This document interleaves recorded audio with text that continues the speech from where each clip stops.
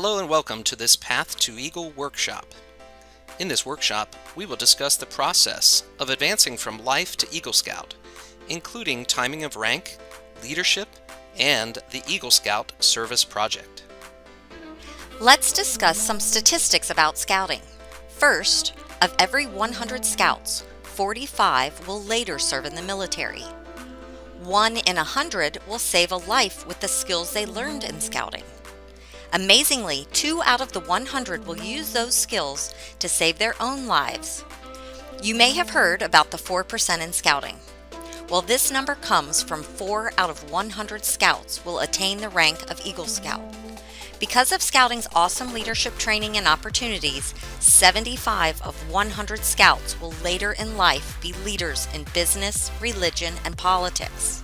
Also, 17 of these 100 young scouts will become adult scout leaders.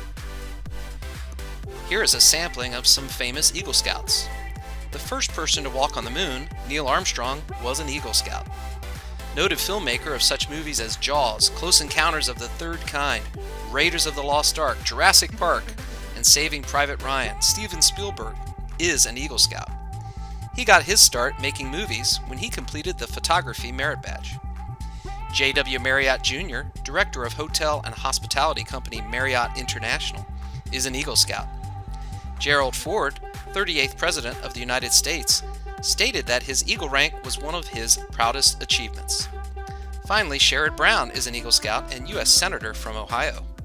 He regularly replies to letters from Scouts writing him when completing the Citizenship in the Nation Merit Badge about the value of being an Eagle Scout. So we heard about some famous people becoming Eagle Scouts. How about you? Well, here are some reasons for becoming an Eagle Scout. You will learn valuable leadership skills and learn schedule keeping and project management. When applying for college and entering the military, being an Eagle Scout is a sign of dependability and perseverance. While grades, test scores, and extracurricular activities are important, being an Eagle Scout is an important distinction on scholarship applications. And finally, how about your personal pride? There's a true sense of accomplishment. If you can earn Eagle, you can do anything. So let's dig into the requirements for becoming an Eagle Scout. You must reach the rank of Life Scout no later than 6 months before your 18th birthday. This is because one of the requirements of Eagle Scout is to serve 6 months in a troop leadership position. You must earn 21 merit badges. Finally, you must plan, manage, and execute an approved service project. While many scouts wait until that magical 17.5-year mark, that is often cutting it too close.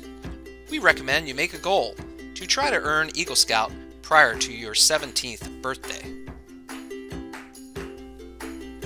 Okay, so we reviewed all the requirements for the Eagle Scout rank. But how do you get there? You can always do things sequentially. In other words, earn all your merit badges first and then do your project. Many scouts do this. However, you have to make sure you have enough time to do this. For instance, if you're building something, it's hard to build your project in the winter. So we recommend you work on everything consecutively. In other words, try to accomplish something on each of the various requirements. Let me show you a flow chart that illustrates this. Let's talk about the top timeline first. This is where you need to be making sure you have your leadership position that you need to hold for 6 months. You also will likely be a very busy high schooler, so make sure you find balance and keep up with your scout spirit. Be careful with any merit badges that have time restrictions. For instance, personal fitness requires a 12-week fitness plan. Personal management requires that you track your personal budget for 13 weeks. Family life requires chore tracking for 90 days. Watch your calendar time with these. On the bottom timeline, you can begin working on your project. Start with a project concept, the who and the what. What do you want to do, and who do you want to do it for? Work with your project coach on the project proposal, then get the 4 required signatures. Next, you can work 3 paths simultaneously. For your advancement, Get a copy of your advancement report and make sure that everything is completed and recorded. On the bottom line, work with your coach on your project plan. Do your project and complete the after project report, which includes signatures. While you're doing all of this, begin your EAGLE application. Request recommendations from a minimum of 3 persons and get letters if necessary, and prepare a statement of life purpose, ambitions, and list of positions and awards. Finally, you can have your Scoutmaster Conference after all of this is done. You must have your Scoutmaster Conference before your 18th birthday. After your Scoutmaster Conference, let's see what else we need to do. The application goes to the District Advancement Committee. In our district, we run the application through a data check. After that, we send the application to the council for certification. References are checked. In our council, that is with letters, and the application is certified. Then the EAGLE PAC is sent back to the District Advancement Committee, who will organize with your troop a board of review. The EAGLE Board of Review must be held no later than 3 months after your 18th birthday. After successful completion of your Board of Review, the Council sends the application to BSA National Office for approval. After that is complete, congratulations, you are an Eagle Scout. Your family or troop may want to have a court of honor for you so you can celebrate. Let's take a moment to discuss the differing roles of an EAGLE Project Coach and your Scoutmaster. You do not have to have an EAGLE Project Coach, but having one greatly increases a successful outcome. An EAGLE Project Coach is someone that is knowledgeable about the EAGLE rank process and guides and advises the Scout. The EAGLE Coach does not have any approval authority, but is a trusted advisor for the Scout. EAGLE Project Coaches must be registered Scouters and be current with youth protection training. The Scoutmaster, of course, will guide the Scout on his EAGLE project as well. Okay, so we went through the timeline of the EAGLE process. Let's now work on the project workbook. There are 3 parts: the proposal, the plan, and the final plan. Let's start with the proposal. The proposal stage is when you figure out who you will do the project for and what the project will be. Projects must be for a religious institution, a school, or your community. Many projects fall into 2 general types: collecting and building. Many Scouts build things like boardwalks and benches, but others collect items doing food, shoe, or personal hygiene product drives. It can be hard to figure out what you want to do and who you want to do the project for, and you may have a couple of false starts, and that's okay. There is no requirement on the amount of man-hours for the project, but it should be large enough to show the Scout's ability to lead people to completion. In the proposal, you need to roughly outline the tools, supplies, and materials. You must also figure a rough cost estimate and where you are getting the funding. Safety considerations should also be preliminarily determined in this part. You don't need all the details completely figured out in the proposal stage. That will be for the next phase. So once you have your proposal approved, you can begin working with your coach on the project plan. The project plan is an expansion of the proposal. Included is a step-by-step process and detailed cost estimate. Also included are detailed tools, supplies, and material lists. Once you have it completed and in talking with your coach, you can then complete your project with all your volunteers. During your project, make sure you keep notes, take photos, and keep track of total hours spent on the project. After your project is done, you need to complete a final plan report. Included in the report are notes about what went well and what did not. Also included are descriptions about any changes and what were any leadership challenges. When the report is done, it needs to be signed by the beneficiary and your Scoutmaster. Okay, so now let's get into the EAGLE Project Workbook. The latest version can be found at the web link shown, and it is a fillable PDF. It changes about once a year, so make sure you use the current one. A tip about the workbook: it is not required, but we recommend you use a 3-ring binder with a clear cover. Make a nice cover art for it and slip that into the clear cover. This book will get looked at by a lot of people and will be used at your project site, so having it to be durable is great. Also recommended is the use of sheet protectors for each sheet of the workbook. This first page here just asks for your name and the name of your project. This next page includes all relevant contact information. A few things to point out on this page. Your BSA ID number is required to be entered. You can find this on your ID card that you get every year. It should be on your profile on Scoutbook, or you can ask your Troop Advancement Chairperson to look it up for you. The rest is fill in the blank.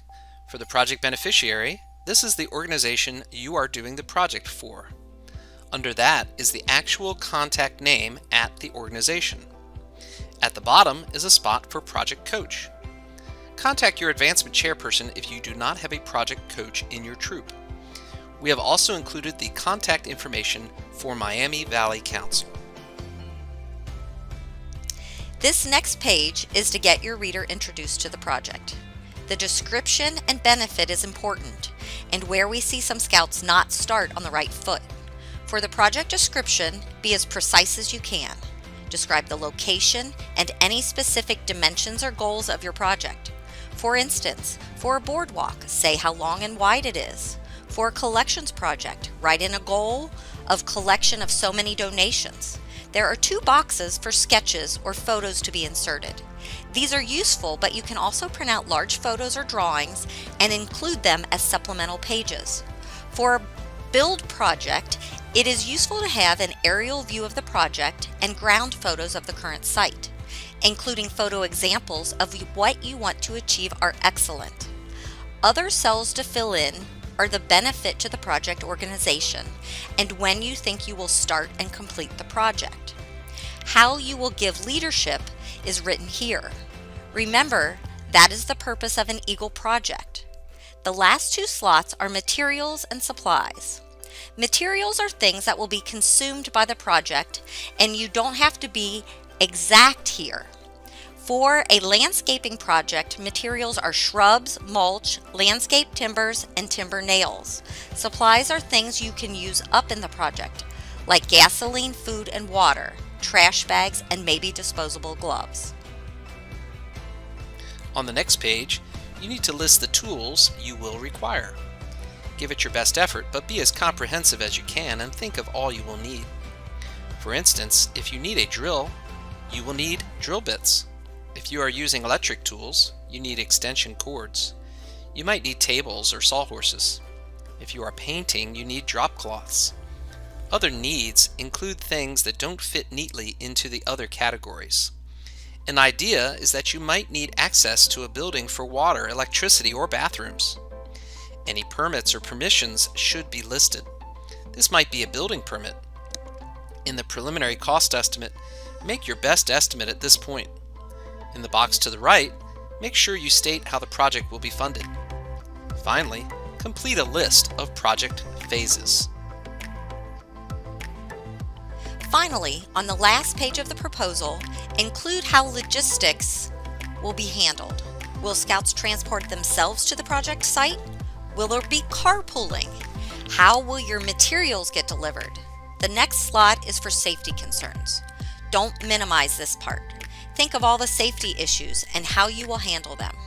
For a collections project, you might want to use the buddy system and be concerned with crossing streets. Pressure-treated wood requires specific personal protection. Same with stain or paint. It's important to look at the guide to Safe Scouting for important safety recommendations, especially age restrictions on the use of certain tools. We've included a link to the guide. Finally, there are 5 signatures required here. Make sure the Eagle candidate signs it. We often see that missing. Things can vary, but the usual order of signatures here is the Scout first, Beneficiary second, Scoutmaster third, Troop Committee fourth, and then the Council or District approval. Once you get all those signatures, hooray! Now you can begin on your detailed plan. Okay, so you got through one of the harder phases of the project, getting your concept of what to do and for what entity.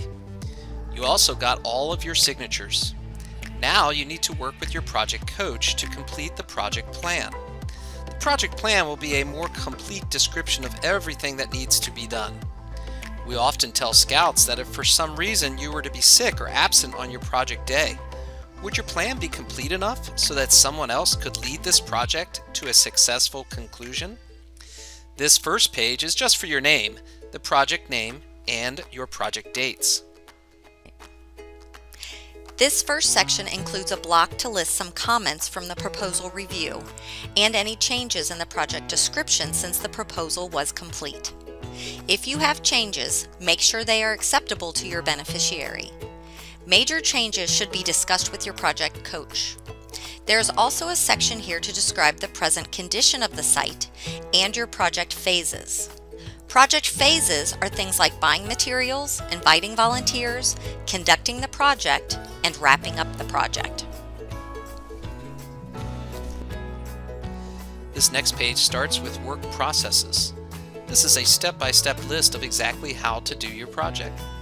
This does not normally fit in the block provided, so write this out on a separate page. This is where you get really detailed on each step for the actual project day or days. Break your project down into the smallest components possible. The next item is attachments. A few blocks are provided, but again, scouts include on separate pages any site plans, construction plans, cutting diagrams, or patterns. Include as much as you need to get the project accomplished successfully. Next are any permits or permissions you need. This was listed in your proposal, but you may have more information on additional permits now. Lastly on this page is a materials list. Be very detailed with the list and include all sizes and product names if possible.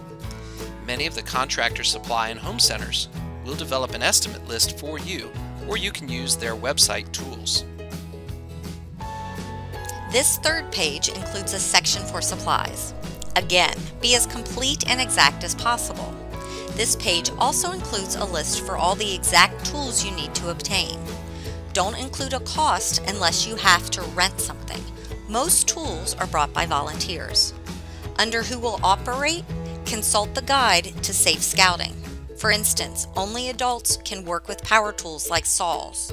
Finally, complete a wrap-up of all the costs and how you will obtain the funding for your project. This next page has a variety of questions, but they are all still important. Starting at the top is a table for jobs and who you need to do the jobs to successfully complete your project. In the middle is where you write down how you will communicate completing the project and how to be safe on project day. Finally, the bottom part of the page includes details about logistics, especially where restrooms are located. This final page goes into details about safety. One of the big parts of this segment is not just identifying the safety issues you will encounter, but how will you protect your workers from hazards and how you will render first aid if they get hurt. Normally included are things like scratches, cuts, and exposure to poisonous plants in the weather. However, there is one other important section that discusses hazardous materials or chemicals. Examples we often see here are paint, stain, pressure-treated lumber, and concrete. A great place to learn more about these hazards and associated first aid are the safety data sheets for these materials, which can usually be found on the internet. A best practice is to actually print out these safety data sheets and include them in your project binder.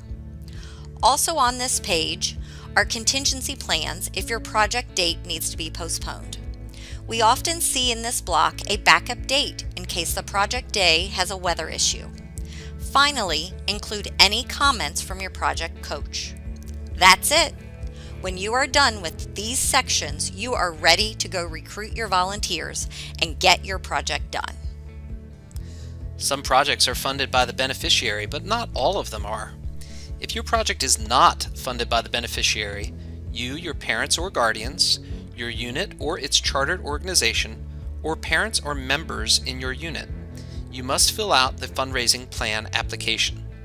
This is like a mini project plan, and you need to get it approved by the beneficiary, your unit leader, and district advancement chairperson. Examples of when you need to complete this form is if you are doing a car wash, bake sale, or GoFundMe for your project. Now that you are done with the project, you need to complete the project report, which some of us call the after action report. It has to be signed by your unit leader and the beneficiary. The important thing about the project report is to fill it out as soon as possible after your project is complete, so the memories of the experience are fresh in your mind. The first page includes sections for you to fill in about any changes you made to your project during its execution. Also, was there anything that was challenging and went well? Page 2 of the project report includes sections about your leadership and asks questions like, how did you demonstrate leadership? And what was the most difficult part of being a leader? Also, there is a section to fill in the man-hours required for the project. Remember to include all the time you and any coaches and your volunteers spent on the planning and execution of the project. This part is sometimes not calculated correctly. A man-hour is the time one person spends on your project. For instance, if you and 9 of your helpers spent an 8-hour day on your project, then the man-hours spent would be 10 times 8, which equals 80 man-hours. This page is where you describe how your final funding occurred. Did you have any funds left over, and what did you do with the extra money? There are also spots to enter photos from your project. It is good to enter a few photos here, but we recommend you also include as many larger photos as you can in your project binder. These photos will be useful during your EAGLE Board of Review. Finally, at the bottom of this page are spots for you, your unit leader, and the beneficiary to sign. Congratulations, you are now done with your Eagle Scout service project. So you have your project complete. All your merit badges are earned. You have completed your 6 months of service and all the other requirements. It is now time to start working on your Eagle Scout rank application. The application includes key dates, references, and locations for all the required signatures. This first page of the application includes data about the Scout, such as birthday, Life Scout Board of Review date, and contact information.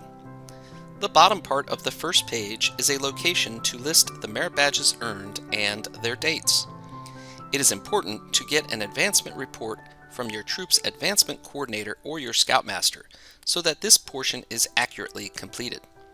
This report should be attached to the application. For the either or merit badges, just cross out the one you did not complete. For instance, if you earned life-saving instead of emergency preparedness, then cross out emergency preparedness on the chart. For references, complete all slots unless you are not employed. Like we mentioned before, our council checks references by receiving letters of recommendation. A minimum of 3 letters are required to be sent to the council office, not to you. More letters than just the minimum is recommended in case a letter writer falls through. The second page is a place to enter your troop position as a Life Scout and facts about your Eagle Scout service project. You must also have a unit leader conference. This is a very rewarding meeting between you and your Scoutmaster and must be done before your 18th birthday. Finally, you must sign the application. In preparing for your Board of Review, prepare a statement of ambitions and life purpose, as well as a list of awards and positions held in other organizations. There is no set format for this, but many Scouts describe if they are going to college or the military, if they want to have a family, what their desired career may be, and how they will continue being involved in Scouts in the future. Finally, there are unit signatures and then the entire package, your application, project workbook, and ambitions statement, goes to the District Advancement Chairperson who takes it to Council for certification. After certification, paperwork is released to the District Advancement Chairperson, and a Board of Review can be scheduled at your unit. Upon certification of the application and receipt of all the recommendation letters, the District Advancement Coordinator will contact your unit leader to set up a Board of Review. The board is comprised of 3 to 6 members selected by the unit and a council representative. Board members must be at least 21 years old. Unit leaders, assistant unit leaders, and family members cannot participate in the Board of Review. Unit leaders can introduce the scout and can sit in the Board of Review room, but only as observers. Family members should be close by, however, to congratulate the scout and thank the board members at completion of the board meeting. The Board of Review must be completed no later than 3 months past the scout's 18th birthday. The Board of Review is a culminating experience for the scout and an enriching discussion. A few tips for your Board of Review. Make sure you are rested. Wear a full Class A uniform with the merit badge sash. Make sure the uniform is clean, in good condition, and includes all current patches. Bring your Scout Handbook to the Board of Review. Be prepared ahead of time with answers about your scouting experience. There are many websites with sample questions you can review. Be especially prepared to describe what duty to God and reverence means to you. Remember, these points are in the Scout Oath and Scout Law. At the Board of Review, board members meet 15 minutes early to review your Eagle application, letters of recommendation, and project workbook. Then the scout is introduced to the board and the meeting begins. The board members will discuss your scouting experiences with you. This is not a retest of requirements. The discussion will go until a natural conclusion, which is generally between 30 minutes and 1 hour. At that point, the scout will be asked to leave the room so the board can discuss their findings. The board must make a unanimous decision on the rank award. After the board makes their decision, the scout returns with their scoutmaster and parents. If the rank is approved, then you have just earned the rank of Eagle Scout. At this time, your application materials are sent back to Council to send to the National Office for final approval. In the rare instance that the board does not unanimously approve the scout for the rank, there is an appeal process. Congratulations! You are now an Eagle Scout. If you have more questions about the process, contact your unit leader, district advancement coordinator, or council office. We hope you found this seminar helpful for your path to Eagle.